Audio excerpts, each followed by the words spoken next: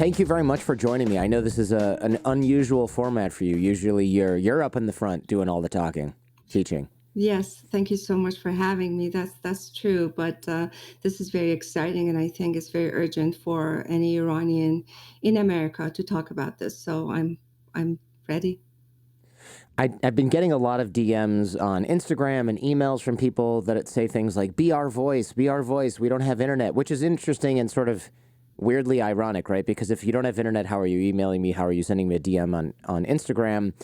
But it seems like right now in Iran, there's these crazy protests. We're seeing some photos and videos leaking out, and some from maybe from foreign journalists. But a lot of people who are living there are urgently reaching out to people like me to get attention for this cause. And so I'd like to back up because I think a lot of people are thinking, I've heard something about Iran. I've seen a couple of clips. There's a mention in an article in the New York Times that's an inch wide or long or, a couple of paragraphs. There's not a whole lot of information. What is happening right now in Iran? Well, thank you for asking that, Jordan, because today specifically is important to us. This is the 40th day from the murder of Mahsa Amini in the hands of the Islamic police. So today is specifically very important because people started to go to Saqqez, which is her city, and from all parts of Iran. And if you look at videos, you will see these huge groups of people walking for miles to get to her, gravestone, to her resting place. People in cars, people on foot, and it was an amazing picture to see. Well, I just heard a couple of hours ago that the police has been surrounding the people who are going for the 40th day of mourning and arresting and harassing and shooting at them. So it was unbelievably beautiful in the beginning, and then suddenly it got deadly, as always with the Islamic police in Iran. As for, yeah, go ahead. I think for people who are saying, wait, who passed away? So for those of us who are really, really, truly out of the loop, which is kind of what this episode is for, this is a young girl who was beaten to death by the Islamic police. But let's talk about why she was beaten to death. And what are the Islamic police? Is that just what police are in Islamic countries, or is this different than regular police? Well, you could call them different things. This is a police that is supposed to enforce Islamic laws per the Islamic Republic. So, we have the army, we have IRGC, we have Basij, and then we have a couple of other police. What is IRGC and Besiege then? Because remember, this is like 101 people who've maybe just couldn't point out Iran on a map, and some people who are vaguely familiar. We don't know what that stuff is. So in the beginning of the Islamic Revolution, after the revolution won, we had this militia group that started to form, and it was called Sepah Pastaran Enqilab Islami, the Islamic Republic, police force, let's call it. And these people were basically vigilantes, militia that got together and started this brotherhood to enforce the Islamic laws and kind of protect the regime. This is different from our police. This was different from the army. This was a group of really different type of people. They actually found legitimacy because they fought very hard in the Iran-Iraq War. We didn't have we had an army. A lot of the army officers were themselves in jail per the Islamic Republic. Right after the Islamic Republic started. The Islamic Revolution, this is 1979. This is when a largely secular government of Iran is overthrown by Islamic fundamentalists, in short, correct? Well, it wasn't overthrown by Islamic fundamentalists because my parents were in the revolution. The majority of Iranian people were in the revolution. Many college students, doctors, nurses, teachers were in the revolution, and they were not Islamic fundamentalists. Okay. But the group that won, in other words, the group that took control of this new country or nation was the Islamic fundamentalists. So I definitely want to make sure that we realize that. Yeah, this is interesting. So this is revolution to get rid of this corrupt Shah, the king, and then power vacuum. And then instead of instilling another secular government that's democratic or has the best interest of the people in mind, kooky theocracy, kooky theocratic fundamentalists take over the government and then say, okay, we're going back to the Stone Age in terms of the laws. Yes. As far as the corruption of Shah is concerned, there's debate about that. It was really, Iran was a country that was developing very fast. The GDP was pretty high. People were very educated compared to their parents and grandparents.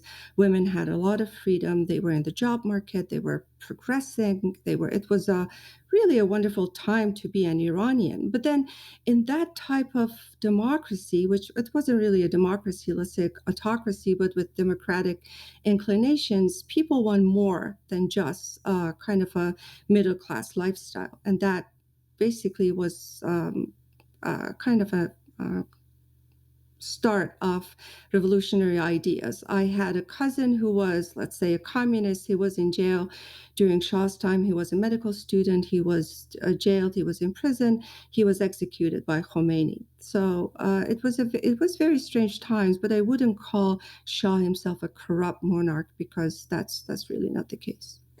There was overreach by the secret police, though, right? I mean, I remember reading a lot of stories from people saying that they were imprisoned by, I think was it called the Savak? Yes. Am I getting that right? You are right. So these guys were also kidnapping and torturing students and other activists and things like that. So I think, because I'm going to, and look, you're the expert, but I'm going to go out on a limb here and say people don't spark a revolution because they want to upgrade from a middle-class lifestyle to an upper middle-class lifestyle. Usually there's more at stake, right? Yes, they didn't want to upgrade from middle class to upper middle class. That's true. But they wanted to have political freedom. Right, So, okay. and that usually happens when, at least in Iran, it happened when there was a hugely growing middle class. And we had also the constitutional revolution in our background. So, it's a country that knew what it wanted, and it was waiting for the democracy to finally come. With Shah, although the lifestyle was pretty decent, but the political freedom wasn't there. And yes, Savak was cruel. It arrested people. My husband's uncle was one of the first people who was actually executed by Savak, by Shah. He was also a communist. He was a very young man, a communist, and Shah didn't tolerate communist ideas, specifically because many of them really wanted to change the regime with force, as usually, Sure. So with support from the Soviet Union, because we're talking about 1979. The Cold War is frozen solid at this point. Exactly. So, and there was a lot of pressure by European countries, especially and America, on Shah to be this wall against the Soviet Union, and he really felt that his country was in danger, and it was. Soviet Union was there. It was our neighbor. We were scared of it, and it had a lot of power, and there were many young men and women who believed in the ideals that communism and Soviet Union seemed to bring to the table. So, and that's another show for another day. But meanwhile, there's a revolution, there's a power vacuum, and then Islamic fundamentalists end up taking over.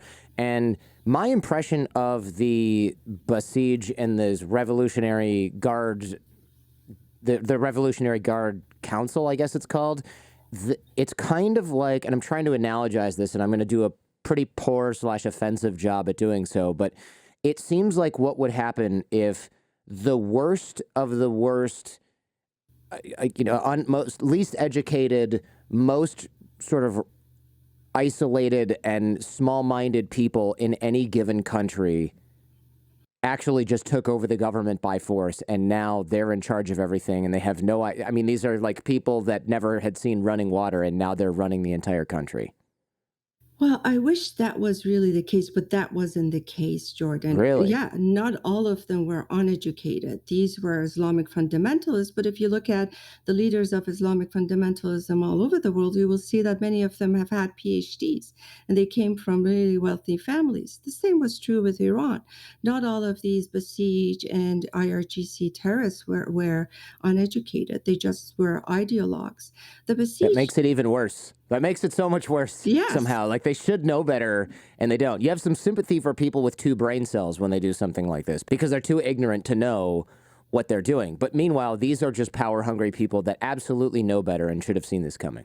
Yes, yes, and because we're talking about Islamic fundamentalists in its Shiite version of it, though, because when we talk about Islamic fundamentalism, we usually think of the Sunni version of it. When it comes to Iran, it's majority Shiite country, so they had their Shiite this is the Shiite version of Islamic fundamentalism with the Grand Ayatollahs as their supreme, Khomeini was the Grand Ayatollah as their supreme leader. And so they try to kind of justify all the crimes that they did or the criminal activities that they did in Islamic, let's say, texts. In other words, there was justification for what they did. If they killed people, it was because these people were against Allah. If Hmm. they, imprisoned people, it was because these people were doing sacrilegious things. So that made it much more difficult to stand against them because there's nothing worse than a theocracy that is run by a bunch of thugs. Right. Okay. And people are going to say, what does this 1979, 1980 stuff have to do with what's happening now? And the tie in, remember, is that this young woman was walking around. I guess, what was the deal? Her headscarf was unsatisfactorily covering her hair, and she was arrested by the police that are in charge of enforcing the religious laws. So these aren't traffic cops or people that come over when you've committed what we might consider an actual crime. These are people that walk around making sure people are quote unquote moral and following the laws of Islam in public. Is that accurate? Yes, it is. They actually started working as comité in 1979. So the first thing that these IRGC or let's say Basij people tried to shape was to enforce Islamic laws. And one of the Islamic laws is the law of hijab. So Hijab, it's the hijab, head covering. the head Hmm. covering. So it was from the very beginning. The last time I went to school without hijab in Iran was when I started sixth grade in Iran, which was middle school. And I have, the cute picture of me with my, pigtails. And then that was the end of it. In the middle of sixth grade, they started to enforce hijab. So we had to, wear a head covering. And from then on, every year, it was just head covering. So this is a 43-year law that has been being reinforced again all the time. And we are used to it. It's just that, now and then the Islamic police arrest someone and sometimes, they don't. And just like any other dictatorship, it's very arbitrary. But the law is there and it's part of the criminal law. It's written, the law of hijab is part of the criminal law in our laws. It's everybody's familiar with that. When we see the police, we try to pull our head cover, our hijab lower. It's very automatic. When we see our principals in school, when we see our even many professors, we pull it down. We pull it down to make sure our hair doesn't show. It's very automatic. And if you look at the videos of Iran, you will see that. So Mahsa Amini is a victim of that law, the hijab law, and these people, these thugs, have been doing it since the very beginning of the Islamic Republic. Right, but instead of giving her a ticket or arresting her and saying, hey, you know what to do, you're going to spend the afternoon inhaling secondhand smoke while we berate you, they beat her and she died. Well, yes, because now this is not 43 years ago. Back then it was a country of 30 million people, and now it's a country of 80 million people. And Oh, wow. because of social media, and the level of education among these people, and the level of after 43 years, it's very difficult to kind of follow stupid laws, inhumane laws, as sheepishly as let's say we did back then. So it's there's usually these girls don't want to get into the van, and they try to The police van, yeah, the right? police van. And they try to kind of resist this, and they try to argue with them. It's not that early years of the Islamic Republic where we whatever they said we would follow because we were scared to death of these people. Now, as you see, there is this uprising and revolution. These young people are not afraid. They're on the streets day and night. All the universities are, the students are doing things that I could have never even fathomed doing during my years in Tehran University or Ferdowsi University of Mashhad. So these are different. This is a different generation. It's much braver than we were, and they don't take, they don't follow the rules as probably sheepishly as we did back then. It's interesting to hear that, because when I hear people talk about Gen Z or whatever in the United States, they're lazy. They can't show up on time. They don't have their stuff together. I mean, it's not a whole lot of very positive commentary. I tend to disagree with that. I mean, you're a teacher, so you see the pluses and the minuses, of course, of this generation. But I think it's really interesting to look back at your home country of Iran and look at the current generation. Did your opinion change now that you see them on the streets risking their lives to rebel against the theocratic government and the regime in Iran? Did that change your opinion, or were you always pretty positive about the youth of Iran? No, it actually did change my mind, because I was hopeful, but I was hopeful because I knew that this abnormal regime, this abnormal way of ruling would not continue for a long time. I knew this day would come, but I was really just, it blew my mind to see young people, so young, on the streets and not being afraid. I would think probably older people would go on the streets, people my age, people who have had it up to here. But then I realized, oh my goodness, no, it's actually the young people who are leading this revolution. These are 15-year-olds, 16-year-olds, college students. Yes, it was a surprise, and I'm very proud of them. So, between the execution of my two cousins, who were brothers by the Islamic regime, and all the books and cassettes that we would have to bury in the ground every time they would say, somebody would call and say, oh, IRGC is coming to your house, partly because my dad was the uncle of these, the two executions, or at the sometimes to be execution, before that and after that, young men. And just because we were just ordinary middle class people who they knew were not following the Islamic Republic or the rules of the Islamic Republic, we would bury books, we would bury cassettes, we would bury pictures in our garden, because we didn't want IRGC to know that we had books that were considered illegal. Because from right after the Cultural Revolution, they made a huge list of the books that were illegal. And these were books that were written by Iranian authors mostly.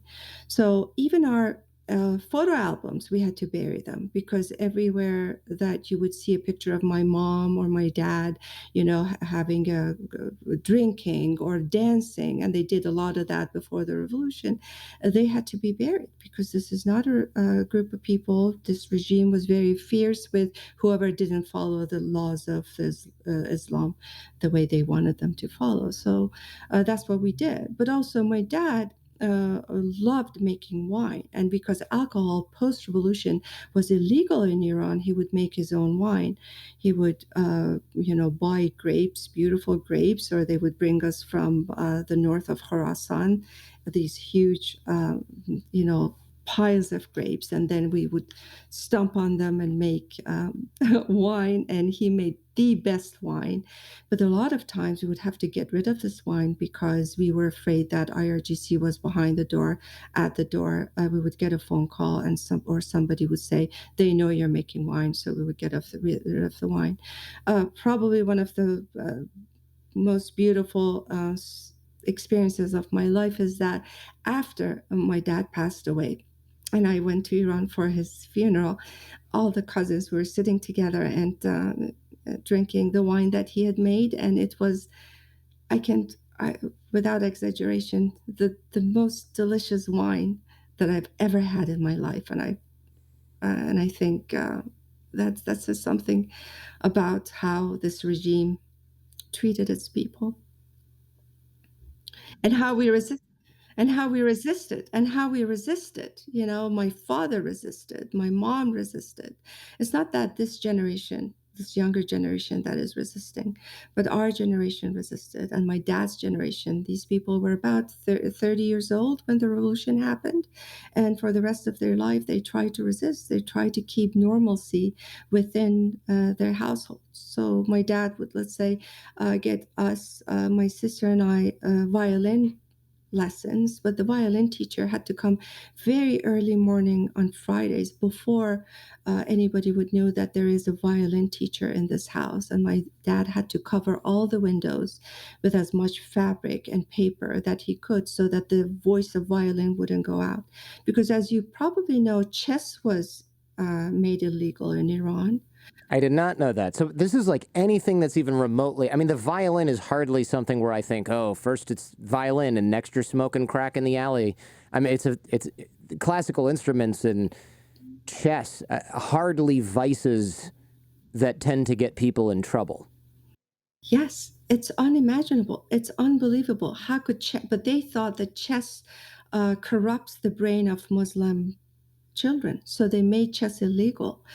Playing cards was illegal. But then my mom always had her friends coming and secretly playing cards together over, in an afternoon, sipping coffee and playing cards. So people resisted. The reason why you see today that this young generation is doing the uprising and just saying no to everything is because they have learned it from their mothers and grandmothers and the generation that lived before them.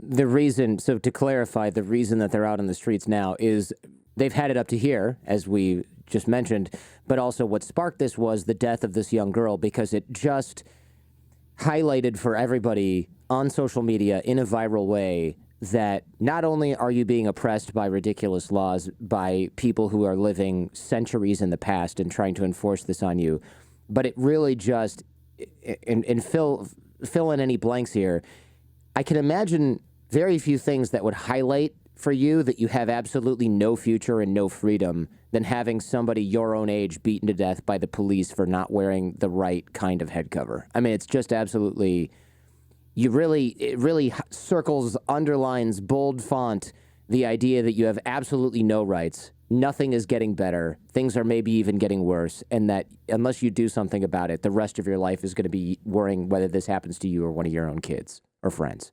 Exactly. And that's what the young Iranians are saying on social media. And because I have cousins in Iran, they're much younger than me. I have children of my cousins, and I'm constantly on social media speaking with them. And yes, there's no future. And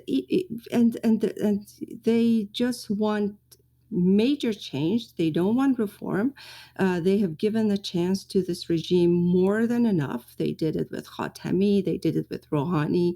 Even I voted These for. are previous presidents of Iran, which are still underneath the Ayatollah, right? So the system in Iran, you might have a president, but still at the top is this council of supreme leaders who are just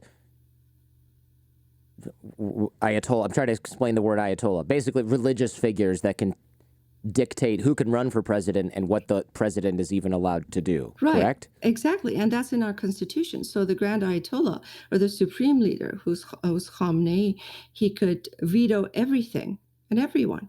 And so, yes, there are presidents, but these presidents are part of the system. None of them has ever been somebody to look up to hope for, to hope that they would bring change.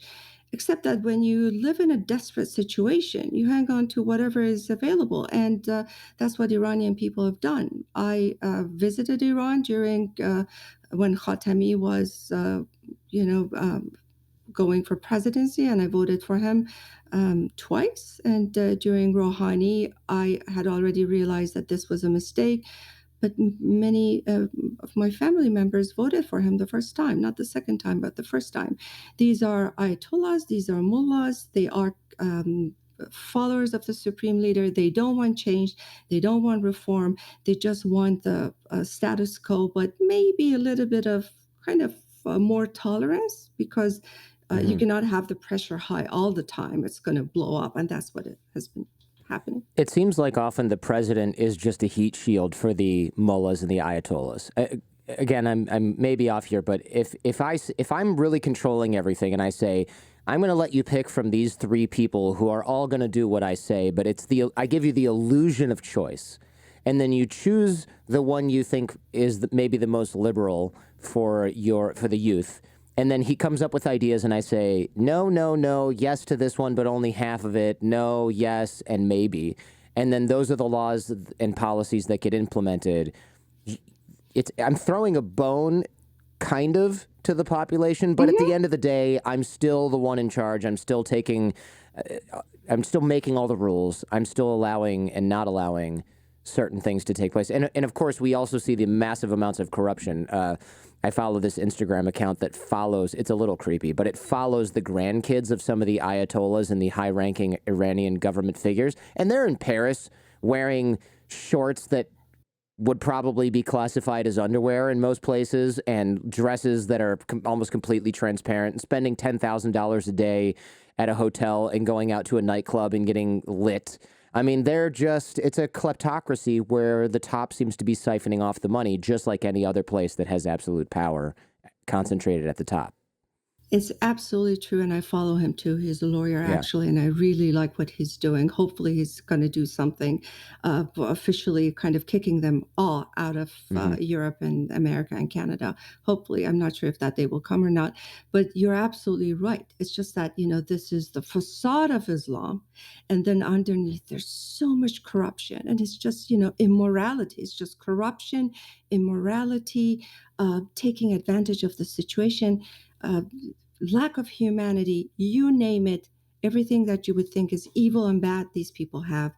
And they have no mercy, and they have no understanding of humanity. And I have no compassion for any of them.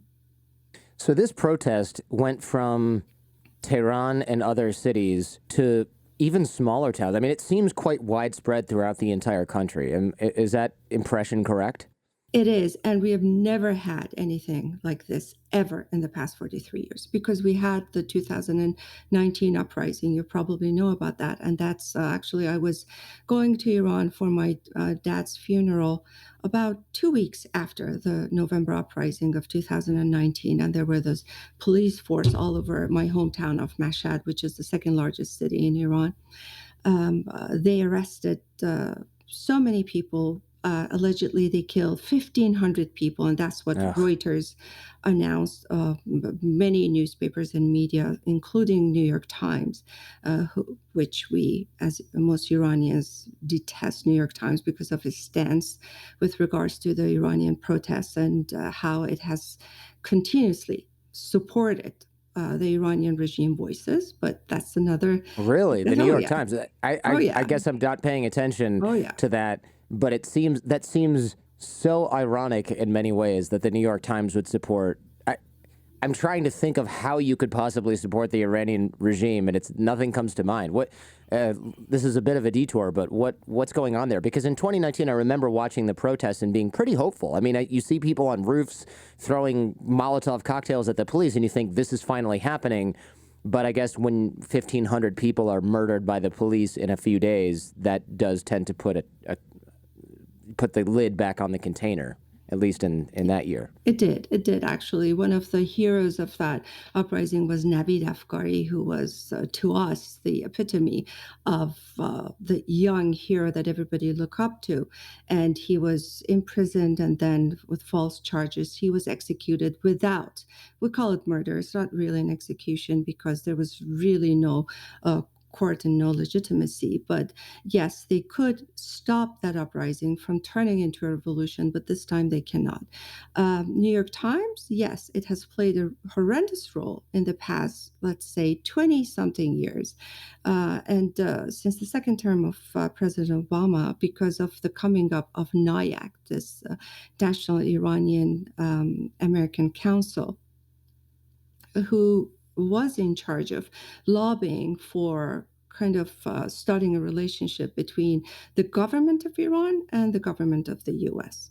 And so, and the nuclear deal that you probably know about was all the work of NIAC. And NIAC had a pretty good base in both Washington, D.C. and New York Times. And since then, New York Times has always try to kind of downplay the legitimacy of the protests in Iran and the demands of the people. So while we Iranians are for regime change, New York Times is for reform, and this has never been hidden. It's everywhere, all over their articles that they have published. They actually recently they published an article and downplayed the idea of hijab. They said that, well, hijab is really not an issue in Iran because if you're in the northern part of Tehran, which is our capital, and northern part is this wealthy part of Tehran, people don't really wear hijab. And that's, very possible. People, if IRGC or these Gasht Irshad, Islamic police is not looking, your scarf might fall. You might even have a nice coffee in a really brilliant coffee shop without having to put your hijab back on. But if you're a student, if you work in a bank, if you're a nurse, if you're a doctor, if you're an engineer, if you work in any office, be it private or public, hijab is enforced and it's the law. So I think articles like that really hurt the Iranian people and have been hurting the Iranian people because that's why this revolution, which it was an uprising, it was a protest, now it's a revolution, came to be such a big surprise to people who didn't really thought, oh well, Iranians want reform, and it doesn't, things like that. Yeah. The argument that in one small part of one city in the country of Iran doesn't normally have to wear hijab. That's such a ridiculous argument. That's like saying crime is not that bad. Just go to Fifth Avenue in New York City. There's not that much crime, and the police are there all the time. Or no one's shopping. Well, look at Broadway, Times Square. There's plenty of people outside. America's back. It's just such a ridiculous argument that you can take one neighborhood in one town, especially in the capital, and say this isn't a problem or this is a problem. That's ridiculous. I never knew that about the New York Times, specifically with respect to Iran. Very interesting.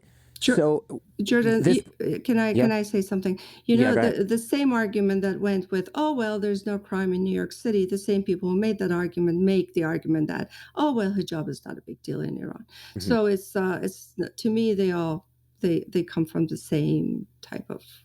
Sure. Background. It's just. Meanwhile, I think we can all see that hijab is obviously a big deal if you can get beaten to death for wearing it improperly while you're out walking and minding your own business, which is what happened to this poor young girl who sparked these protests. You touched on this a little bit earlier. Why is this protest different from the previous protest? You mentioned now it's a revolution.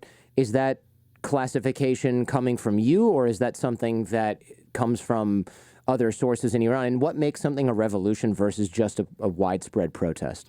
Well, I'm not a politician, neither am I. As political science is not my forte. But I have the experience of living in the first revolution in Iran, and and I'm in contact with the people in Iran who are on the streets. And the protests are usually directed at a specific goal. They want to achieve a goal. It's not as widespread. Now, what the people are chanting on the streets, this is regime change. They're attacking Khamenei. They're really cursing him left and right, which is very interesting. It's the things that are saying to Khamenei, probably would be censored on any official TV. Right, and this is the grand Ayatollah. So you're thinking like this is like North Korea and somebody saying, Kim Jong-un is a fat bastard and then lighting an effigy of him on fire. You just don't do that in a place, or Vladimir Putin or something like that. You just can't get away with that normally, and now it's a daily occurrence. They never did that before.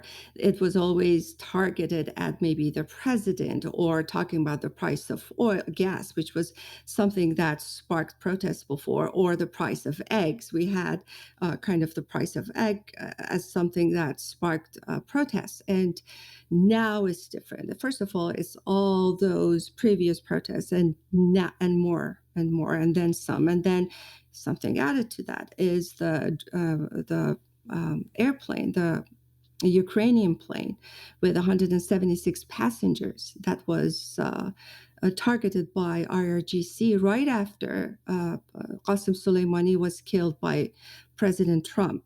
And 176 passengers, the majority of them Iranians, and not just Iranians. These are Iranians who had moved to Canada and were Canadian Iranians. So people like me who went back home to visit their families during Christmas break. They were students, they were doctors, they were, engineers. They were the majority of them were very young. These were young people who went to visit their family. And on the way, and they were targeted. The plane was down, and IRGC did it. They denied it for a few days, and they finally said, yes, we did it. And you probably IRGC is like, what can we compare that to? Is that like the FBI kind of thing? I mean, it's a little bit more religious. It's kind of like the Islamic fundamentalist FBI, or is it more like a militia that just protects the regime as opposed to working for the country? So if you look at the motto of IRGC, it says that our goal is to protect the Islamic Revolution. Okay. It says nothing in it about protecting the Iranian people or the borders of Iran. That's the job of the army. But IRGC was specifically formed in order to protect the Islamic Revolution, and that's their mantra and that's their goal. So whatever is the goals of the Islamic Revolution, including spreading it to other countries, the Quds force in Syria, they have forces in Iraq, they have forces in Lebanon, Hezbollah, they are protecting Hamas in Palestine. All those are part of the kind of the threads of IRGC, or the parts of IRGC. Yeah. Hey, if you like what you're hearing and seeing, check out the Jordan Harbinger Show podcast feed. There's a lot more just like this. You can find the Jordan Harbinger Show in Apple Podcasts, Spotify, or wherever you get your podcasts. Now, back to the show. This is very foreign, no pun intended, to us in America, because when we think the army, the goal is to protect the United States. When we think the police, with much debate now, you think their goal is to protect the sanctity and the safety in, say, the city where they work. And again, I know that's getting more and more flexible these days, but we don't have anything where the job is to protect the government. Right, even the Secret Service, whose job it is to protect the president and investigate other, in the past, financial crimes and things like that, they're not an army that goes out and protects the government, right? That just doesn't really exist here. And it's not even just the government, it's the people in the government at the top, right? It's essentially like a militia that's controlled by the people at the top and nothing more. Am I fairly correct here? You are, but it's not just the government, because the IRGC is in protecting the Islamic Revolution. In other words, this Islamic Revolution is more than just the government of Iran. Their idea is that, okay, so Iran is one nation, yes, but then, Iraq, Syria, Lebanon, Palestine, and anywhere else. See, so in other words, this ideology that they are protecting is more than just the body of the government of Iran, the ideology of the government of Iran. So this would be like if there was a international communist army supported by the Soviet Union, and that was in Vietnam and in the Union and in Eastern Europe and in South America, things like that, right? Yes. So this organization essentially tries to transcend Iran, even though it's headquartered and sponsored by Iran. And that's how Qasem Soleimani was actually killed in Iraq. When he was killed, he wasn't in Iran, he was in Iraq. And we call Iraq the kind of backyard of Iranian government. And that was the case, now less after the recent events, but it was the backyard of the Iranian government. And so is Lebanon, the Hezbollah.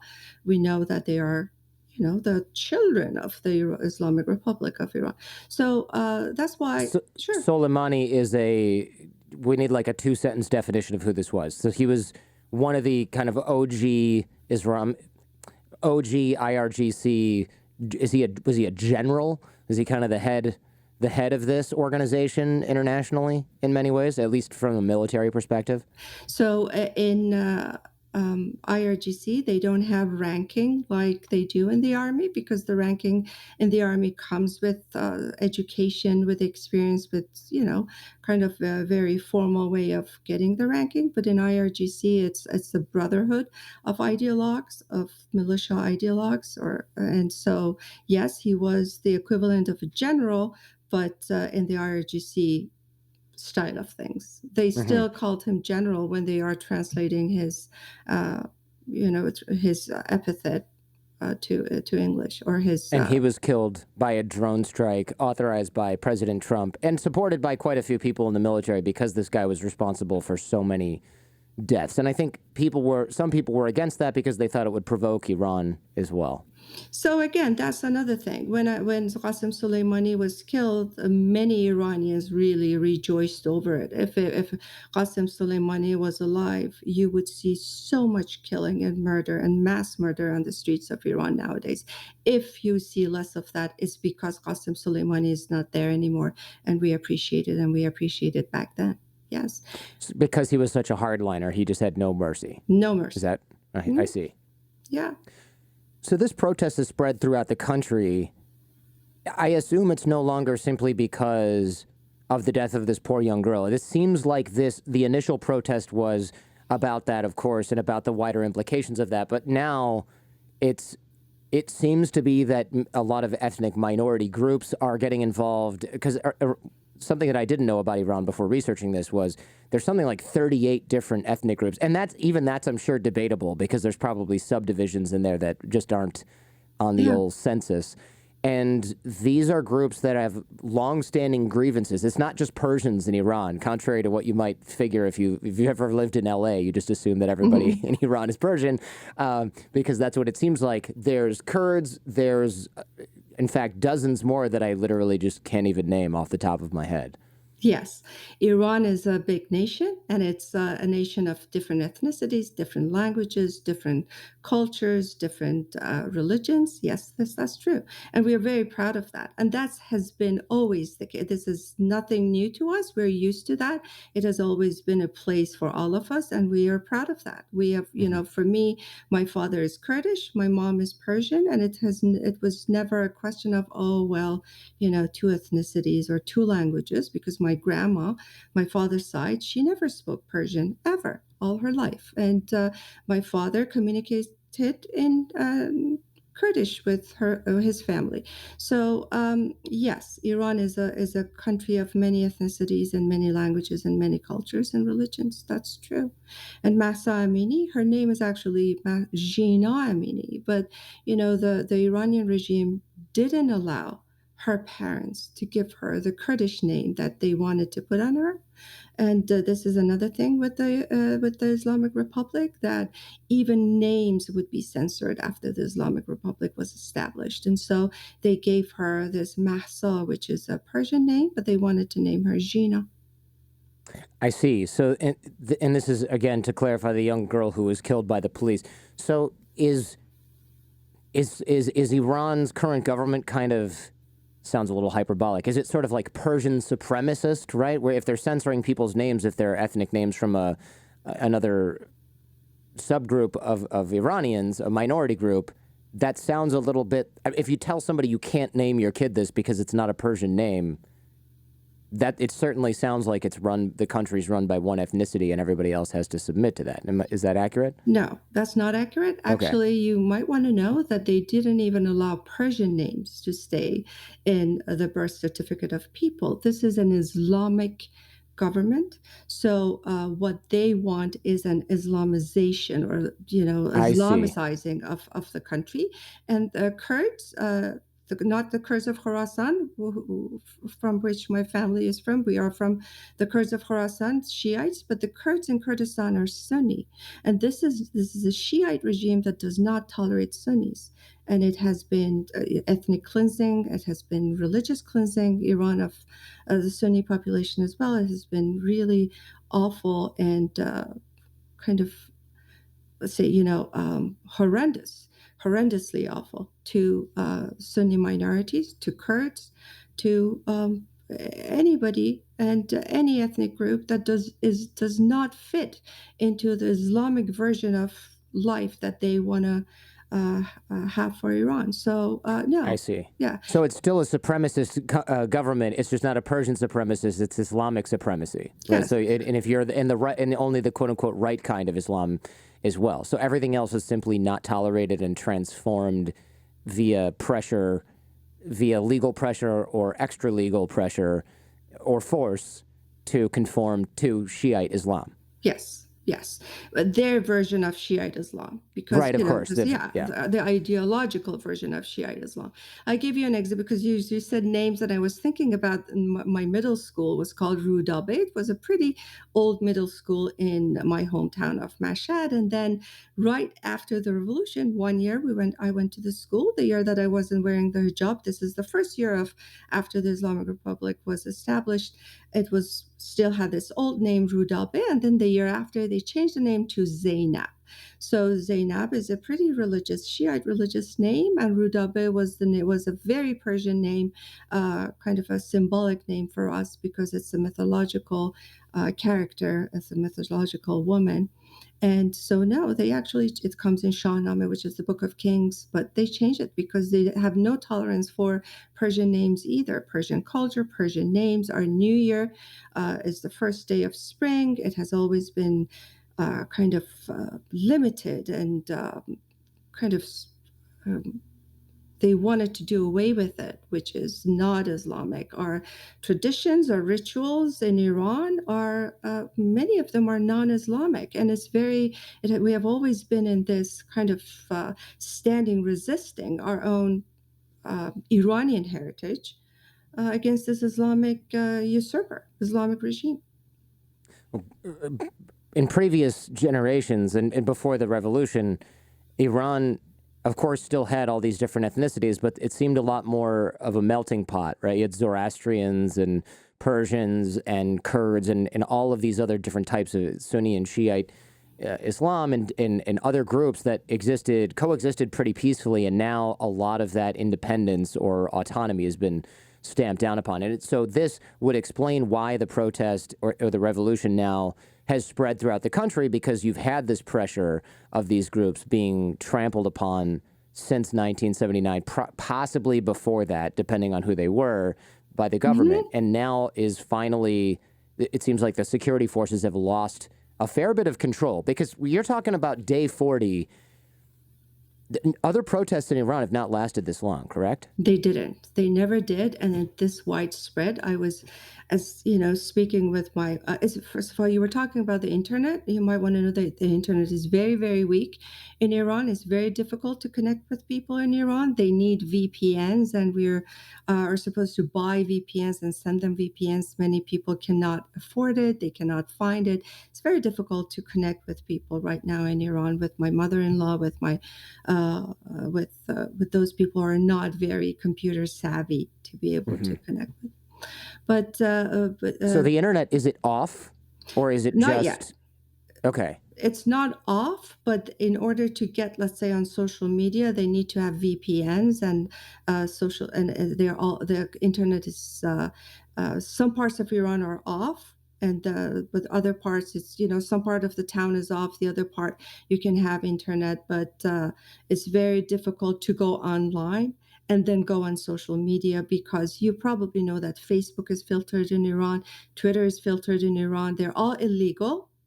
So even before these happenings, it was very difficult for people to kind of dare to go on Facebook. They all I had see. Oh, fake so it was names. blocked. Not just not the content is filtered. Yeah, You can't get to it at all. At no, all. you couldn't. Okay. So you had to have VPN. So the VPN is something that everybody has to have in order to go on social Mhm. media websites. But in all, Facebook and Twitter illegal in Iran.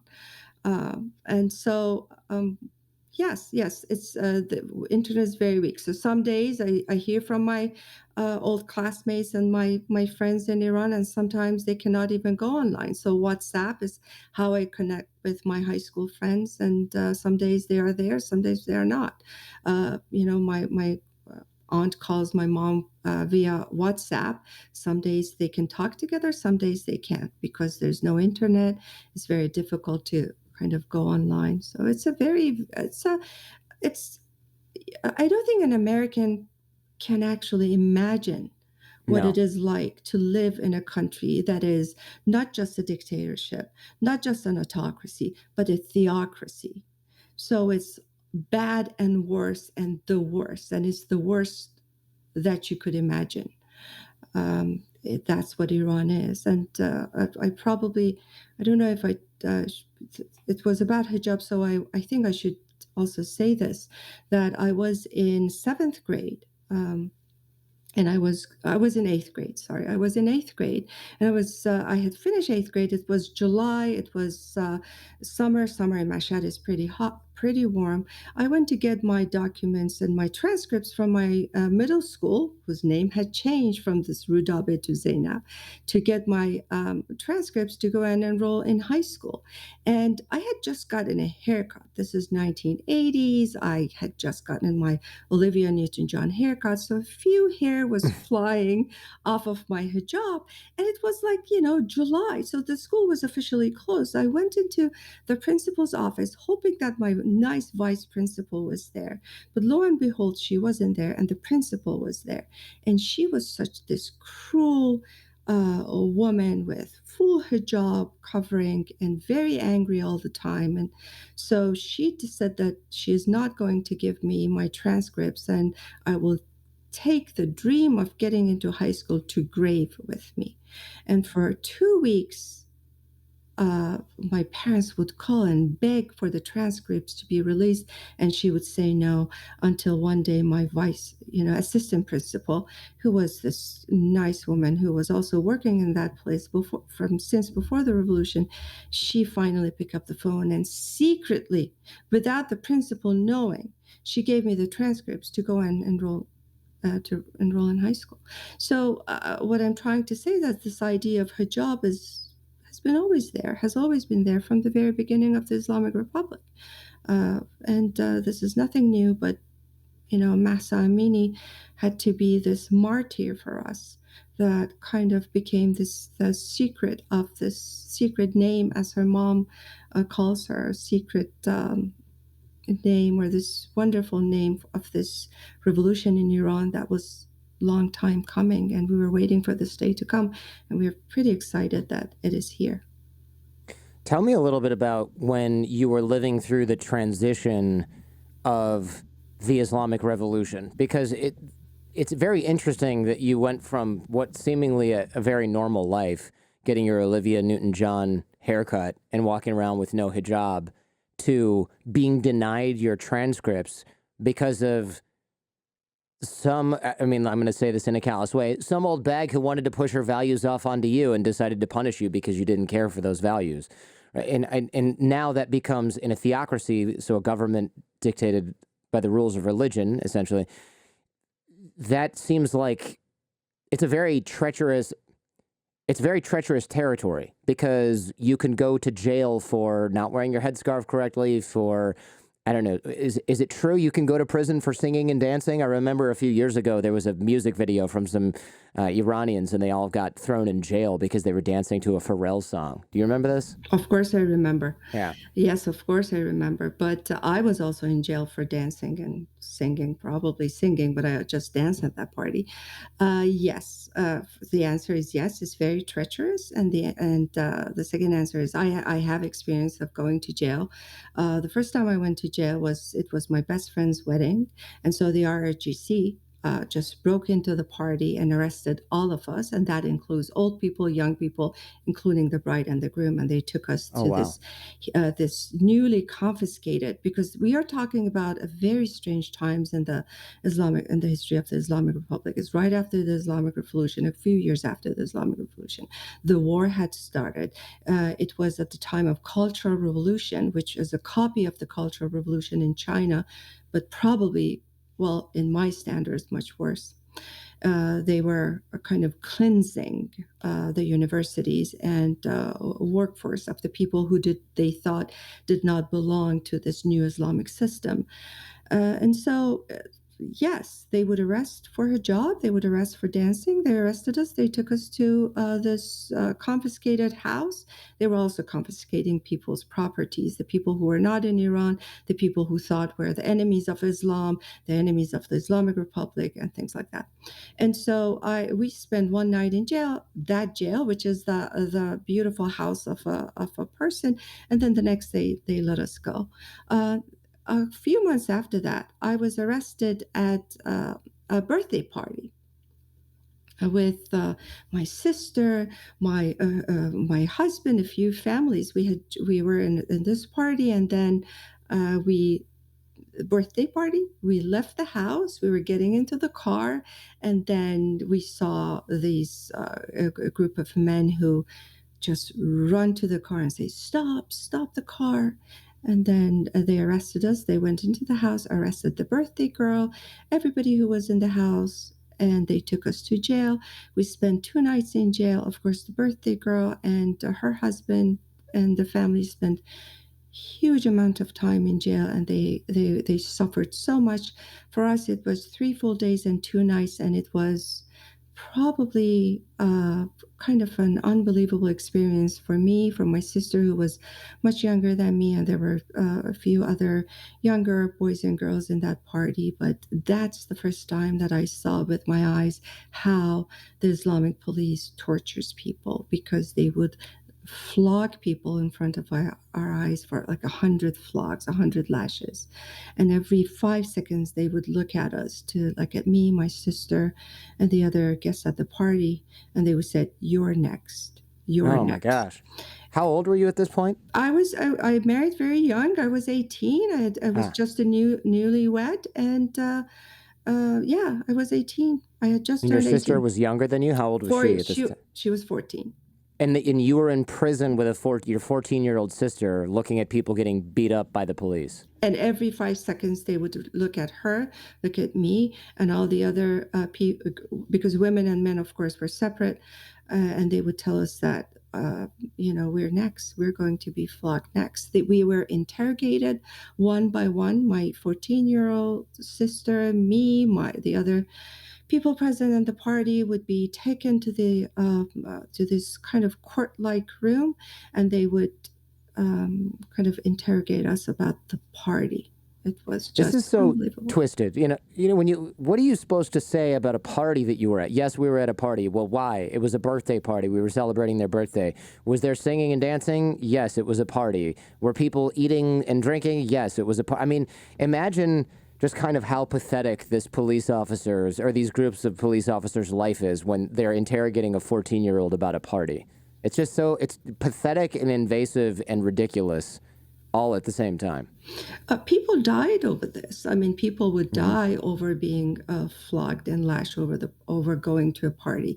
If you probably have heard of the novel Persepolis by Marjane Satrapi, and she writes beautifully about the happenings in Iran of post 1979, and how famously one of the young men who was at a party when the IRGC breaks into the house and want to arrest everybody.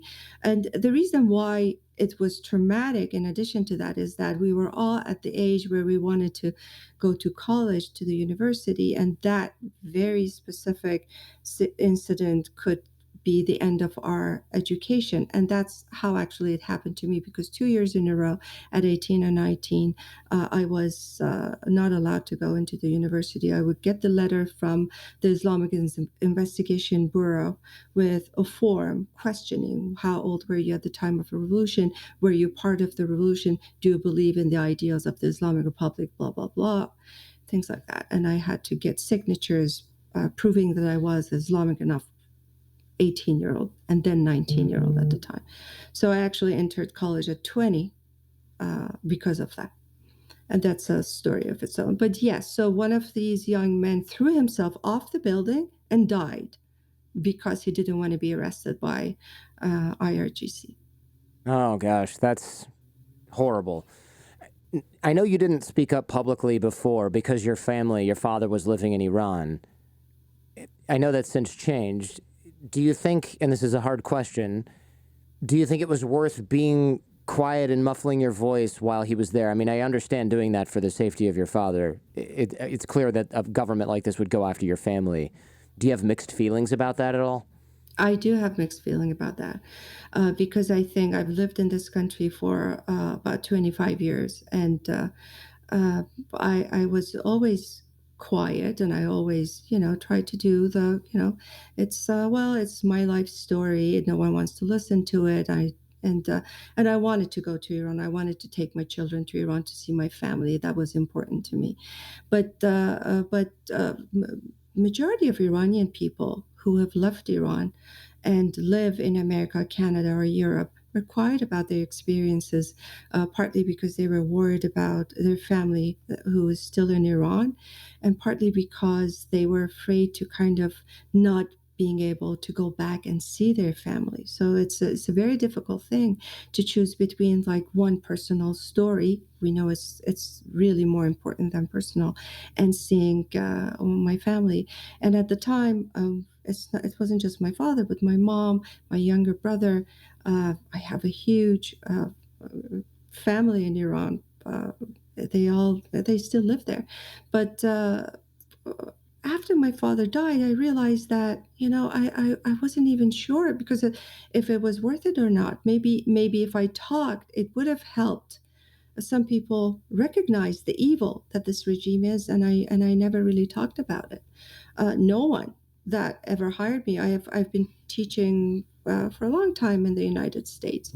None of the institutions that hired me knew the story that I actually lost my chance of getting into the university for 2 years, and how difficult it was to find signatures that they would say that I'm an Islamic enough person to be able to get into the university. Things like that matter, but it's very difficult to be an immigrant and try to make a living and just have a normal life and then be also a political person on this side of the waters.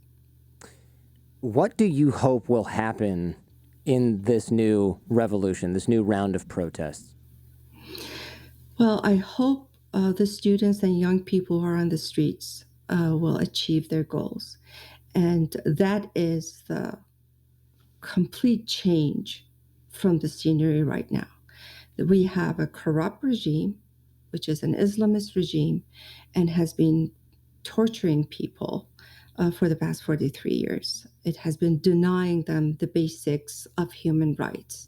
Uh, as you see, as corruption doesn't really begin and end with hijab. It's everything and anything. It's about the dignity of making a living, and if you're a teacher, making a good living. If you're a college professor, making a decent living, and none of that exists in Iran. People are poor because of this regime. They work hard, but they don't earn as much. It's horrendous the way people have been suffering in Iran mentally, politically, psychologically, and emotionally. Women are not allowed to sing in Iran. I don't know if you know that or not, I but did not, but that's, yeah. I mean, it goes hand in hand with not being Yeah. allowed to go to a party, so no big surprise. So I hope that young people that are on the streets, university students, can achieve their goal of toppling this regime. That's what they want. They want regime change, and hopefully we are their voice, and we hope and help that they achieve their goal. What people are going to ask, why aren't women allowed to sing? I think the answer is it's just un-Islamic. But tell me a little bit about why that is the case, because it's just so ridiculous. It's up there with being arrested because you're dancing in a Pharrell video that you make on YouTube. It's just, which Yeah. we'll link to that video in the show notes. You'll be surprised what gets you thrown in prison in Iran. Yeah, so it's an Islamist regime. If we understand what Islamism is, then none of this will sound as a surprise. Islamism means that one is not, as a woman, well, it's about men too, because, at least when I was in Iran, students were not allowed to wear, male students were not allowed to wear short sleeves. And to this day, men are not allowed to wear shorts and short sleeves. Short sleeves they're now allowed to wear because the Islamic police cannot really do much about it, but shorts are still illegal on the streets of Iran. So, a woman's voice is considered sexual to them. So there's the sexual. It's all about sex, by the way. Yeah, it's the whole thing is sort of founded on the idea that men have an uncontrollable penis that you see everything has to be stopped in order to block the uncontrollable penis. Sorry to be Yeah, crude, but that's really it's so ridiculous. It's like you just couldn't yeah, possibly have any sort of free will and behave yourself. Got to right. be the woman's fault that your penis is acting up. Yeah. So a woman's voice is supposed to be alluring. When a woman sings, her voice is supposed to be kind of a sexualized agency, let's say, or sexualizing agency. I don't know, a provocative agency. And so a woman's voice is not allowed. Men and women are not allowed to kiss in public. And of course, if you ask them, they're going to say, "Oh, well, they're allowed to kiss in public." But when the regime from the very beginning arrests people based on their relationship. So if a man and woman kiss on cheeks, by the way, in public, the police is allowed to come and say, what's the relationship between the two of you? And if they're not father and daughter, brother and sister, uncle and niece, then you're done. You're done. You're going to go What to about husband and wife? We didn't say that. Husband husband and and wife? wife. Well, because this is the culture that they've started is so kind of incriminating that even a husband and wife do not really kiss in public. No, definitely not. They don't kiss in public. Mm. It's not illegal. You can kiss in public, but no one does that because it's not worth the being asked by RGC, are you husband and wife? My husband and I, when we traveled in Iran, we had to have our birth certificates with us because they wouldn't allow us to get a room together. It's that serious. So kissing in public definitely not a thing in Iran. It's problematic. It's a culture that they've been trying to enforce for 43 years, and we see today that they were never successful. What do you I asked you what you hope will happen. What do you realistically expect to happen? Because the unfortunate truth is usually, and in the past, security forces just start murdering hundreds or even thousands of people to get these kinds of protests and unrest to end. Well, they haven't, although 250 people were killed and murdered by the regime in the past month, but they have been much softer, let's say, on these people than they were in 2019 uprising because of the power of social media, partly because of the hashtag Mahsa Amini, hashtag Iranian Revolution. They didn't imagine this happening. And also because all eyes are on Iran right now. You probably know that Raisi came to New York about a month ago. Raisi is the current president. Yes, so Raisi, who's the current president of the Islamic Republic, came to New York City about a month ago, and there was a huge protest at United Nations by Iranians who came from California, from Toronto, from across Canada and America to protest Raisi's presence in New York City and in the United Nations. Basically, what we said was that he doesn't represent us. He shouldn't be allowed because you probably know the history of Raisi. He was in charge of killing 6,000 Iranian prisoners in the 1980s, which, wow, yes, 6,000. 6,000 Iranian political prisoners, and Raisi was in charge of the judiciary back then. So it's a history that doesn't probably the West doesn't know about it or doesn't really care at this time, but Iranians know and Iranians care. So when Raisi came, it was kind of the beginning of all these protests outside of Iran, and then inside of Iran because of Mahsa Amini. So the reason why this is different from before is because of the worldwide support for Iranian people in Iran, and because of Hamid Ismailion is a man who lost his wife and his daughter in the Ukrainian airline that was targeted by RGC, and 176 people died in that, or were murdered in that plane crash. So So basically, I think that's why this is different this time. The power of social media, the power of support by the worldwide community, and how Iranians are not backing down. There is uprising and protests in universities across Iran every day. The doctors and physicians of Iran have announced that they support this uprising. There are strikes all across Iran. And so this is more than a protest. This is a revolution, and it might take some time, but it's going to win. Thank you so much. This is really, there's a lot here that I didn't know despite having researched this. So I think a lot of folks that are formerly considered themselves out of the loop are now firmly in the loop. And we will watch with rapt curiosity what happens here in Iran over the next few months, because this doesn't seem to be slowing down. They're trying to keep the news away from us from getting out of the country, but it certainly does not seem to be losing momentum. So there's something happening here. This could be the big one, so to speak. And Yes. with any luck, and with the blood and suffering of hundreds of thousands of young people all over the country, this could be it. This is it. This is it. There's no going back. That's what people on the ground and young Iranians say on social media. This is it. They're just moving forward, and they're just doing what they have been waiting to do all these years. This is a revolution, and it will end beautifully with a free Iran, free from the grips of Ayatollahs and IRGC.